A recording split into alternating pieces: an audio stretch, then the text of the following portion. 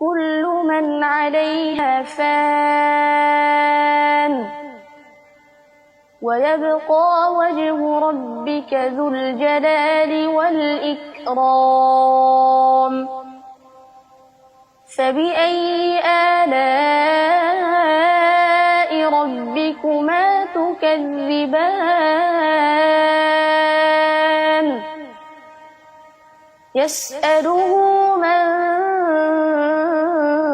في السماوات والأرض كل يوم هو في شأن فبأي آلاء ربكما تكذبان سنفرغ لكم أيها الثقلان فبأي آلاء ربكما تكذبان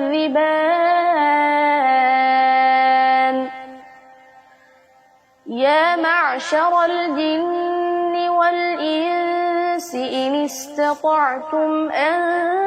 تنفذوا من أقطار السماوات والأرض إن استطعتم أن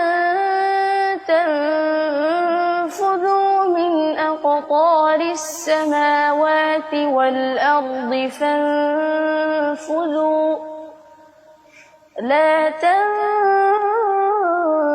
تنفذون إلا بسلطان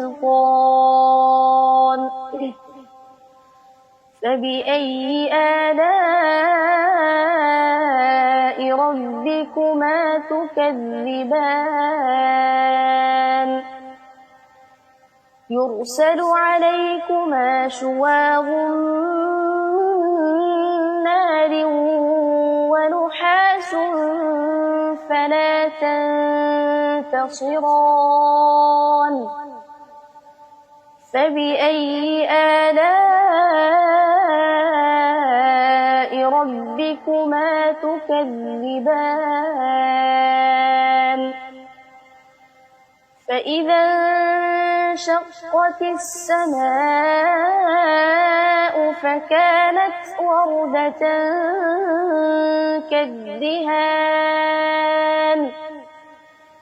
فبأي آلاء